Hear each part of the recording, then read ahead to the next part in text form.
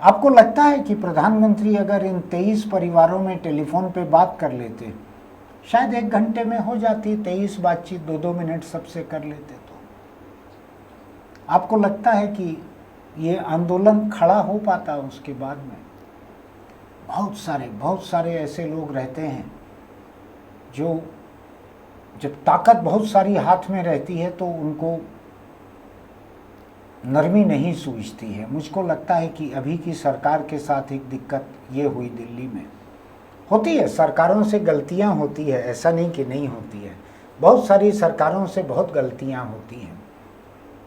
ये राजीव गांधी थे prime minister, आपको ध्यान होगा, शाहबानों का केस, सुप्रीम कोर्ट के फैसले को पलटने के लिए उन्होंने पार्लियामेंट में कानून बना दिया था। बहुत ज़्यादा ताकत जो है बहुत ज़्यादा बददिमागी भी ले आती है, इसलिए कोई ऐसा इस सरकार के साथ ही अकेले हो रहा है ऐसा नहीं है। पहले भी होते रहा है, आगे भी होते रहेगा। लेकिन मेरा ये मानना है कि लोकतंत्र एक निरंतर सीखने का नाम भी रहना चाहिए। तो आंदोलन बहुत बुरी चीज़ नहीं होती, सरकार की चुप्पी बुरी चीज़ होती है, सरकार की अनदेखी बुरी चीज़ होती है। मैं इस चर्चा को किस लिए कर रहा हूँ? दिल्ली मेरे लिए पहुँच से दूर है, वहाँ कोई मेरी बात सुन के अपनी रणनीति बदल दे ऐसी मैं उम्मीद नहीं करता। लेकिन मैं आपको बतलाऊँ, चाहे कोई राज्य की सरकार हो, म्यूनिसिपल की सरकार हो, किसी कारखाने में मजदूर संघ हो, किसी राजनीतिक दल के भीतर संगठन में असंतोष हो, तमाम जगहों पर लोगों को असहमति को सुनना आना चाहिए। मैं इस बात को दिल्ली सरकार को सुनाने के लिए बिल्कुल नहीं कह रहा हूँ, बहुत बड़ी है सरकार वो। मैं इस बात को कह रहा हूँ जहाँ जहाँ तक मेरी ये बात पहुँचेगी, चाहे वो ग्राम पंचायत हो, चाहे वो नगर पालिका हो, असहमति को सुनने की आदत डालनी चाहिए। अपने लोगों से बातचीत में कभी पीछे नहीं रहना चाहिए, कोई मौका नहीं छोड़ना चाहिए। जहाँ हमदर्दी दिखाने से काम चलता हो वहाँ दर्द नहीं देना चाहिए। जिन बच्चों ने खुदकुशी की थी उनके परिवार के साथ थोड़ी सी हमदर्दी, चाहे महज जुबानी जमा खर्च के लिए, और कोई कर भी क्या सकते हैं। हम किसी के घर गमी में जाते हैं तो गुजरने वाले के साथ हम स्वर्ग या नर्क थोड़ी चले जाते हैं, हमदर्दी जाहिर करके आ जाते हैं। उतना ही उम्मीद भी करते हैं परिवार के लोग। जहाँ हमदर्दी जाहिर करनी थी वहाँ लाठियों से दर्द दिया जा रहा था। लोकतंत्र में बहुत सारी यादें टंगी रह जाती हैं, खत्म नहीं होती हैं। अभी तो सरकार ने चालू किया है विभाजन विभीषिका दिवस, ऐसा कुछ 14 अगस्त को मनाने का। 1947 में जो विभाजन हुआ था उसकी विभीषिका को मनाने का। आपको क्या लगता है, ये जंतर मंतर में जिन बेकसूर बच्चों के हाथ पैर 100 लाठियां मारी गई हैं, एक महिला, मैंने खुद ने वीडियो देखा है, उसके बदन में पीछे वो जा रही है, उसके बदन में पीछे से लाठी घुसा दी जा रही है। किसी महिला को थप्पड़ मार रहा है पुलिस वाला, शांत है, कुछ नहीं हो रहा है वहाँ पर। क्या है ये? जहाँ हमदर्दी देनी थी वहाँ आप दर्द दे रहे हो।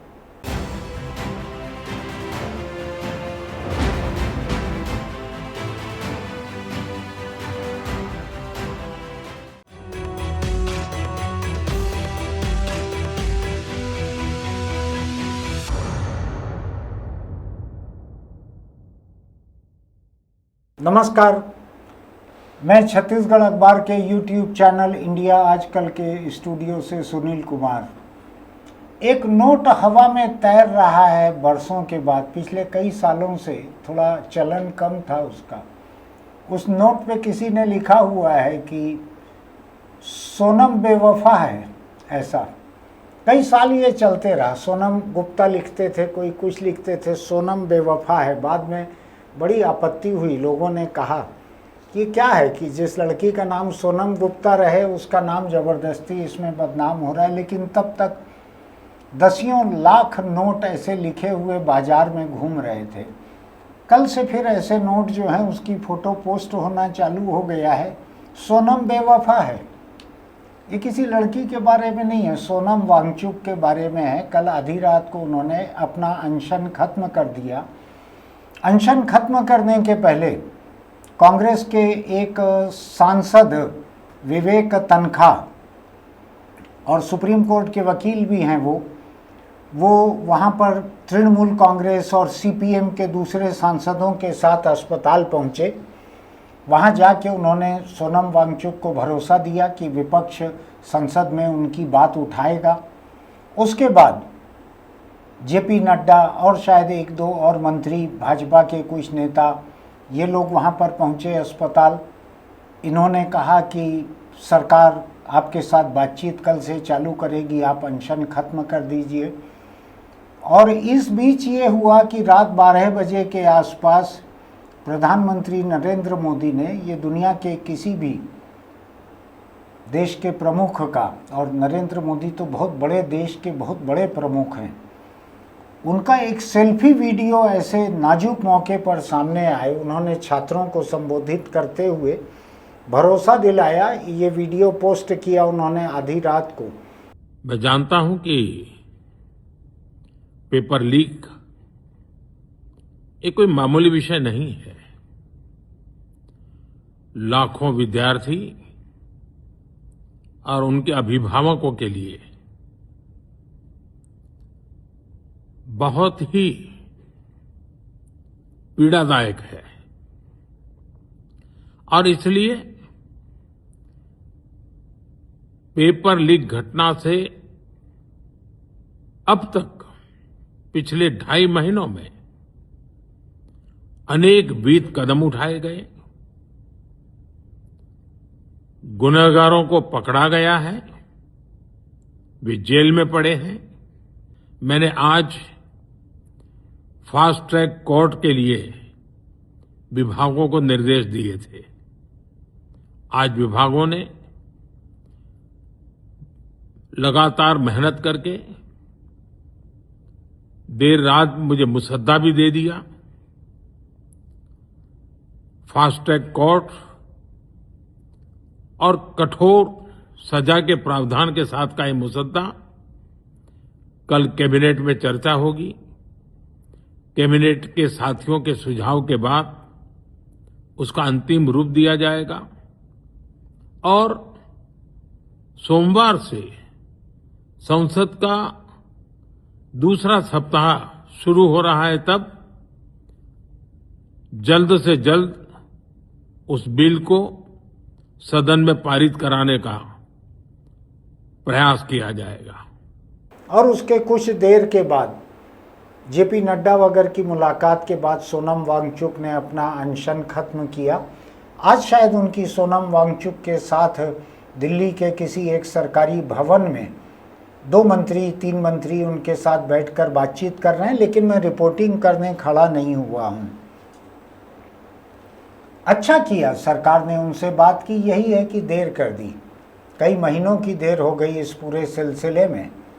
और दूसरा यह है कि सरकार से जुड़े हुए लोग, सरकार से बहुत सारे लोग जुड़े रहते हैं। सत्तारूढ़ पार्टी के लोग रहते हैं, गठबंधन की दूसरी पार्टियों के लोग भी रहते हैं, फिर सरकार का आमतौर पर समर्थन करने वाले कई ऐसे पत्रकार, स्तंभकार और क्या गीतकार और फिल्मकार, कई तरह के कार रहते हैं।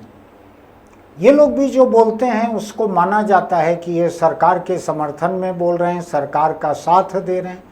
ऐसा भी लगता है कि ये सरकार के दिल की बात कह रहे हैं। कुछ ऐसा ही हुआ। एक कोई गीतकार हैं, सरकार के बहुत ही बड़े प्रशंसक हैं, बड़े करीबी हैं, उन्होंने कल या परसों ही कुछ पोस्ट किया है जंतर मंतर पे आंदोलन करने वाले लड़कों के लिए, टुकड़े टुकड़े गैंग। ऐसा इन सब से बात बिगड़ती चली गई पिछले महीनों में। किसी को गद्दार कहा, इन्हें आज अगर कोई खुददार है तो वो गद्दार हो गए। अगर आपसे कोई सवाल कर रहे हैं खुददारी का तो वो गद्दारी हो गई। इनको उस साइड भेज दो। कहाँ के उस साइड आप समझते हैं इस बात को।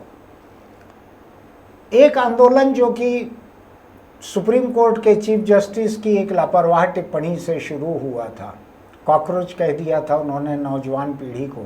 कहा होगा किसी एक संदर्भ में, लेकिन कहा तो कॉकरोच ही था। उसने ऐसा आहत किया लोगों को कि एक बड़ा आंदोलन खड़ा हो गया है, जो जरूरी नहीं है कि कांग्रेस जनता पार्टी का आंदोलन हो, उसमें लोग जुड़ गए हैं। मैं देख रहा हूं कि सरकार ने इतने हफ्ते लगा दिए इन आंदोलनकारियों से बात करने के लिए।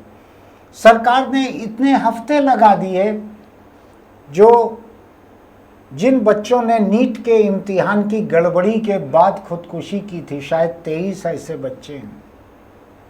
मुझको लगता है कि इसी देश के बच्चे थे, दूसरे देश के बच्चे थोड़ी थे। प्रधानमंत्री फोन लगा के उन सब से बात कर लेते, क्या दिक्कत थी? मैं तो दूर हूँ, मैं प्रधानमंत्री से रूबरू भी नहीं हुआ हूँ मैं कभी, इसलिए मेरा उनको कोई सलाह देने का रिश्ता हक नहीं बनता। लेकिन उनके पार्टी में बहुत सारे समझदार लोग हैं, बहुत सारे संपादक लोग भी ऐसे हैं जिनका उनके साथ बातचीत का रिश्ता होगा। मुझको लगता है किसी ने क्यों नहीं सुझाया। आपको लगता है कि प्रधानमंत्री अगर इन 23 परिवारों में टेलीफोन पे बात कर लेते, शायद 1 घंटे में हो जाती 23 बातचीत, 2-2 मिनट सबसे कर लेते, तो आपको लगता है कि ये आंदोलन खड़ा हो पाता उसके बाद में? बहुत सारे ऐसे लोग रहते हैं जो जब ताकत बहुत सारी हाथ में रहती है तो उनको नरमी नहीं सूझती है। मुझको लगता है कि अभी की सरकार के साथ एक दिक्कत ये हुई दिल्ली में। होती है, सरकारों से गलतियां होती है, ऐसा नहीं कि नहीं होती है। बहुत सारी सरकारों से बहुत गलतियां होती हैं। ये राजीव गांधी थे प्राइम मिनिस्टर, आपको ध्यान होगा, शाहबानों का केस, सुप्रीम कोर्ट के फैसले को पलटने के लिए उन्होंने पार्लियामेंट में कानून बना दिया था। बहुत ज़्यादा ताकत जो है बहुत ज़्यादा बददिमागी भी ले आती है, इसलिए कोई ऐसा इस सरकार के साथ ही अकेले हो रहा है ऐसा नहीं है, पहले भी होते रहा है, आगे भी होते रहेगा। लेकिन मेरा ये मानना है कि लोकतंत्र एक निरंतर सीखने का नाम भी रहना चाहिए। इस सरकार ने कल आधी रात को प्रधानमंत्री अपना सेल्फी वीडियो बनाकर पोस्ट कर रहे हैं, तो हो सकता है एक टीम रही हो, प्रोडक्शन टीम, उससे फर्क नहीं पड़ता। मेरे ही साथ मैं बोल रहा हूँ कैमरे पे, तो मेरे ही साथ एक प्रोडक्शन टीम जुड़ी हुई है, वो तो प्रधानमंत्री हैं। लेकिन बहुत दूर तक चले जाने दिया सरकार ने, बहुत दूर तक चले जाने दिया। इस बात को शुरू में ही खत्म किया जा सकता था। ये आंदोलन सिर उठा रहा था, उसी समय प्रधानमंत्री इसको खत्म कर सकते थे। ये जो वीडियो कल आधी रात आया, ये 4 हफ्ते पहले आ जाता। और जैसा मैंने कहा कि खुदकुशी करने वाले हर बच्चे के परिवार से 1-1 मिनट प्रधानमंत्री बात कर लेते। ये तो इस देश की संस्कृति है कि राह चलते भी अगर अर्थी जाते दिखती है किसी की, तो लोग स्कूटर कार रोक कर प्रणाम कर लेते हैं।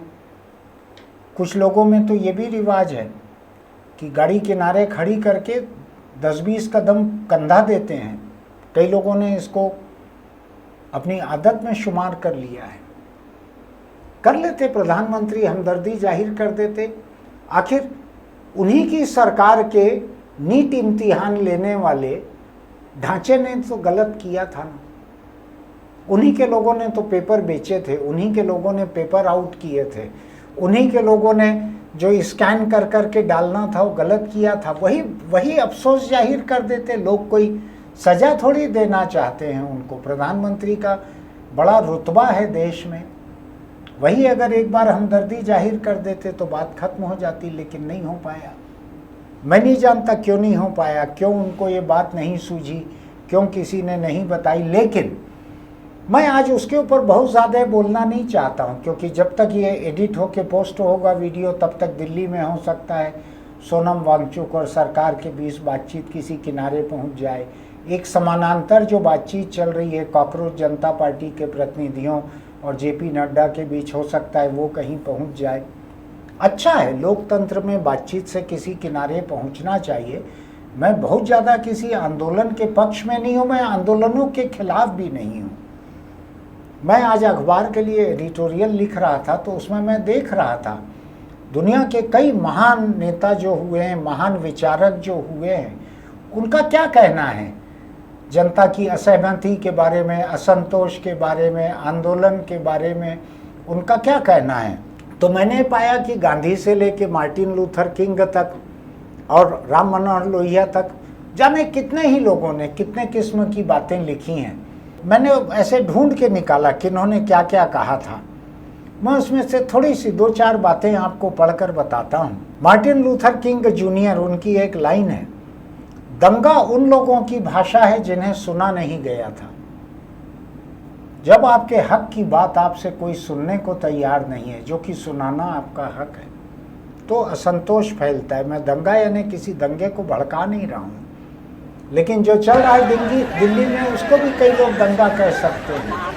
पूरे देश की दुनिया की हमदर्दी जुड़ गई है उसके साथ में। मैं आज एक बड़े भरोसेमंद समाचार चैनल, देश के बाहर का है, दूसरे देश का, आप कंफ्यूज मत होइएगा, उसकी रिपोर्टिंग सुन रहा था। तो उसकी रिपोर्टर कह रही थी कि ये 12 साल के अस्तित्व में मोदी सरकार के लिए ये सबसे बड़ी चुनौती है। ये कल आधी रात के करीब ये रिकॉर्ड हुआ होगा बुलेटिन। 12 साल की मोदी सरकार के लिए यह सबसे बड़ी चुनौती है। तो मैं देख रहा हूं कि गांधी ने लिखा था, जब समय बोलने की मांग करे तब चुप रहना कायरता है। जॉन एफ कैनेडी ने लिखा था, जो लोग शांतिपूर्ण परिवर्तन को असंभव बना देते हैं वे हिंसक परिवर्तन को अनिवार्य बना देते हैं। ये लड़के जो हैं, जो आंदोलन कर रहे हैं, ये एक शांतिपूर्ण परिवर्तन की मांग कर रहे हैं। मैं उनकी मांग के साथ नहीं हूं, सरकार जाने और आंदोलनकारी जाने। उनकी मांग है कि शिक्षा मंत्री धर्मेंद्र प्रधान को हटाया जाए, इस्तीफा लिया जाए, उनको हटाया जाए। शांतिपूर्ण चली आ रही है मांग, महीनों से चले आ रही है। देश का विपक्ष भी मांग कर रहा है, आंदोलनकारी भी मांग कर रहे हैं, सोनम वांगचुक भी मांग कर रहे हैं, सभी लोग ये मांग कर रहे हैं। बहुत सारे तो नहीं कहूँगा, कुछ एक अखबार वाले भी ये मांग कर रहे हैं। तो ये जॉन एफ कैनेडी ने ये कहा था, जो लोग शांतिपूर्ण परिवर्तन को असंभव बना देते हैं वे हिंसक परिवर्तन को अनिवार्य बना देते हैं। मैं हिंसा के खिलाफ हूं। जो चल रहा है जंतर मंतर पे, उस पे केवल पुलिस हिंसा कर रही है, आंदोलनकारी हिंसा नहीं कर रहे हैं, पुलिस हिंसा कर रही है, वर्दी में कर रही है, बिना वर्दी के कर रही है, चेहरे पर मास्क बांध के पुलिस हिंसा कर रही है। वर्दी पर से नेम प्लेट हटा दी गई है, सबकी, सारे पुलिस वालों की नेम प्लेट हटा दी गई है।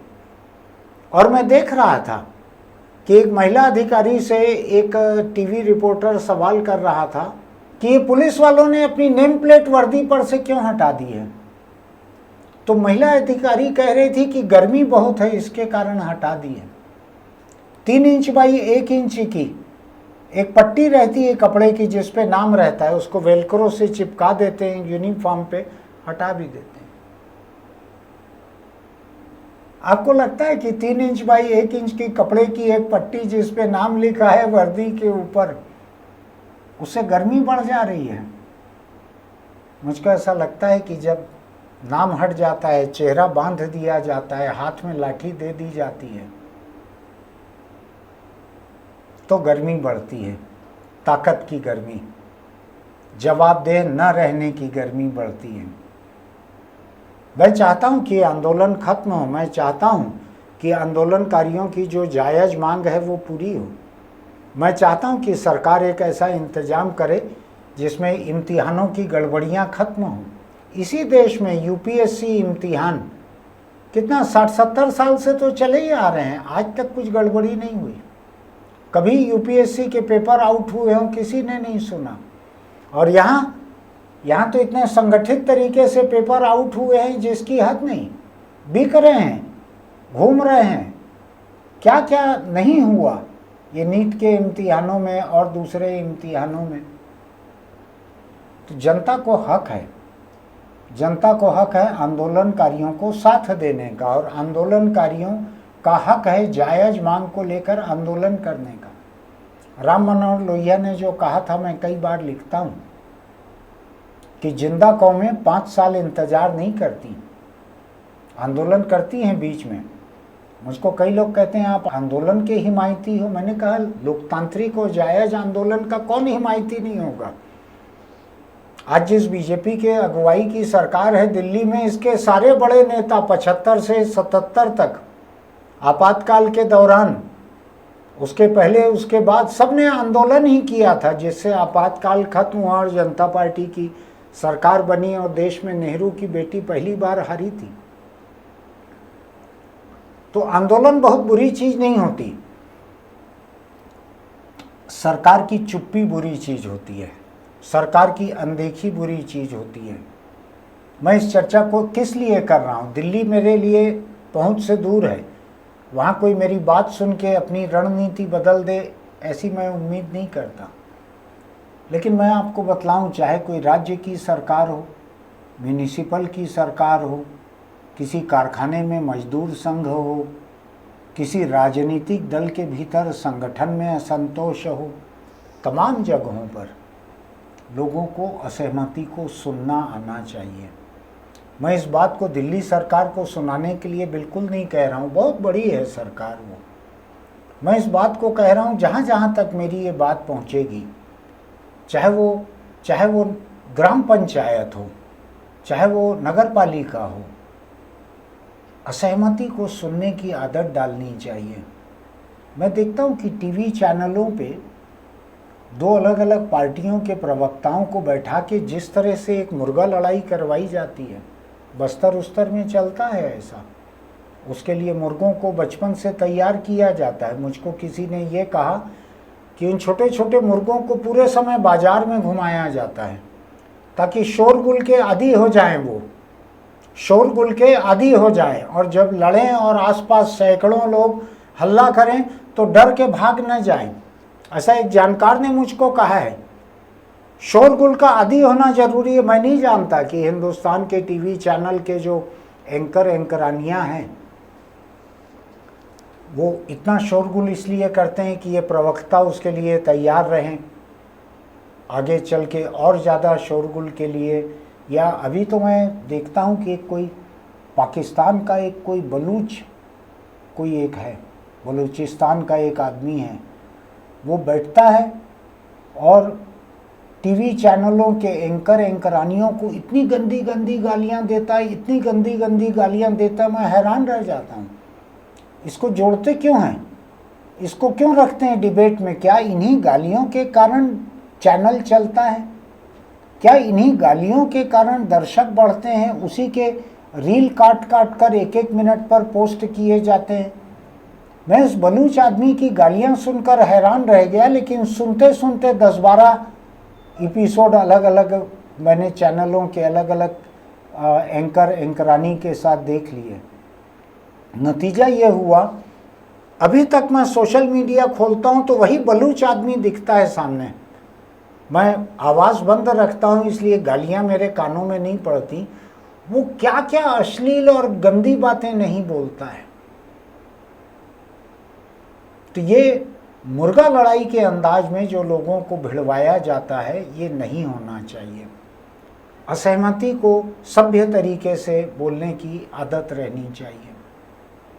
संसद के भीतर भी इसकी ज़रूरत है। मैं बताऊं आपको, वहाँ भी असहमति सुनी नहीं जा रही है। अगर संसद में असहमति सुनी गई रहती तो ये आंदोलन इतनी दूर तक बढ़ा नहीं रहता। लेकिन खैर मैं उसमें नहीं जाता। जो भी हैं वहाँ पे संसद में जिन पार्टियों के जो नेता हैं वो पर्याप्त सक्षम हैं अपने हक के लिए लड़ने को, अभी मैं वहाँ नहीं जा रहा। अभी मैं कॉकरोच लोगों के साथ हूँ और कॉकरोच आंदोलन में और लोग जो शामिल हैं उनके साथ हूँ, और उनको जो खाना भेज रहे हैं, टूथब्रश टूथपेस्ट भेज रहे हैं, टॉयलेट पेपर का रोल भेज रहे हैं, मैं उनके साथ हूँ। मेरी हमदर्दी शांति प्रिय आंदोलन करने वाले सारे लोगों के साथ है। अगर उनकी मांग जायज़ है तो सरकार पूरी करे, अगर नाजायज़ है तो सरकार उसको उजागर कर दे कि इनकी मांगे ही नाजायज़ हैं, देश के कानून में या हमारी प्लानिंग में उसकी जगह नहीं है। तमाम लोगों को इससे एक सबक लेना चाहिए। दिल्ली में जो हुआ है उससे बात को इतना आगे नहीं बढ़ने देना चाहिए। इतना गुरूर में नहीं रहना चाहिए कि हम जो चाहे हम करेंगे। इनका क्या है, इनसे हम बात ना करें तो भी चलेगा। मैं देख रहा हूँ कि ये कितने हफ्ते तो बैठे थे ये जंतर मंतर पे, सरकार की तरफ से एक ने भी इनसे बात नहीं की थी। जो सरकार के हिमायती बनते हैं, जो पोस्टर वोस्टर पोस्ट कर रहे हैं अभी कि ये टुकड़ा टुकड़ा गैंग है, फलाना है। क्या चीज़ होता है टुकड़ा टुकड़ा गैंग? क्या टुकड़ा टुकड़ा गैंग होता है? अहिंसक आंदोलन कर रहे हैं उसको टुकड़ा टुकड़ा गैंग बोलते हुए शर्म नहीं आती है? इसी देश के बच्चे, सरकार की नाकामयाबी की वजह से परेशान बच्चे हैं वो, उनको टुकड़ा टुकड़ा गैंग कहना, उनको पाकिस्तानी कहना विदेशी फंडिंग हो रही है। तो आज वो बच्चे बोल रहे हैं कैमरों पे, हाँ हो रही है विदेशी फंडिंग। 10 रुपया भेजा है पाकिस्तान से, मेरे एक दोस्त ने, उससे अभी खाना खाया है, बोल रहे हैं लोग वहाँ। अपने लोगों से बातचीत में कभी पीछे नहीं रहना चाहिए, कोई मौका नहीं छोड़ना चाहिए। जहाँ हमदर्दी दिखाने से काम चलता हो वहाँ दर्द नहीं देना चाहिए। जिन बच्चों ने खुदकुशी की थी उनके परिवार के साथ थोड़ी सी हमदर्दी, चाहे महज जुबानी जमा खर्च के लिए, और कोई कर भी क्या सकते हैं। हम किसी के घर गमी में जाते हैं तो गुजरने वाले के साथ हम स्वर्ग या नर्क थोड़ी चले जाते हैं, हमदर्दी जाहिर करके आ जाते हैं। उतना ही उम्मीद भी करते हैं परिवार के लोग। जहाँ हमदर्दी जाहिर करनी थी वहाँ लाठियों से दर्द दिया जा रहा था। लोकतंत्र में बहुत सारी यादें टंगी रह जाती हैं, खत्म नहीं होती हैं। अभी तो सरकार ने चालू किया है विभाजन विभीषिका दिवस, ऐसा कुछ 14 अगस्त को मनाने का। 1947 में जो विभाजन हुआ था उसकी विभीषिका को मनाने का। आपको क्या लगता है ये जंतर मंतर में जिन बेकसूर बच्चों के हाथ पैर 100 लाठियां मारी गई हैं, एक महिला, मैंने खुद ने वीडियो देखा है, उसके बदन में पीछे वो जा रही है, उसके बदन में पीछे से लाठी घुसा दी जा रही है। किसी महिला को थप्पड़ मार रहा है पुलिस वाला, शांत है, कुछ नहीं हो रहा है वहाँ पर। क्या है ये? जहाँ हमदर्दी देनी थी वहाँ आप दर्द दे रहे हो, ठीक नहीं है। सोच के देखिएगा। आपको ठीक लगे, मेरी बात जायज़ लगे तो हमारा ये वीडियो, इसका लिंक अपने दोस्तों को भी भेजिएगा, वो भी सोचें इस बारे में। मैं किसी भी तरह के हिंसा के खिलाफ हूँ, लेकिन किसी भी तरह की अहिंसक आंदोलन की बात को न सुनने के भी खिलाफ हूँ। हमारे YouTube चैनल इंडिया आजकल को सब्सक्राइब कीजिए, लाइक कीजिए, नोटिफिकेशन की बटन दबाइए, कमेंट बॉक्स में लिखिए इस पूरे बारे में आपका क्या कहना है। चलते चलते एक छोटी सी सलाह, अगर आप सिगरेट, बीड़ी, गुटखा, तम्बाकू खाते पीते हैं तो छोड़ दीजिए, वरना कैंसर आपको नहीं छोड़ेगा। बहुत बुरी मौत मारता है कैंसर, पूरा परिवार खोखला हो जाता है, गहने, मकान, बचत सब बिक जाते हैं। फिर मिलेंगे।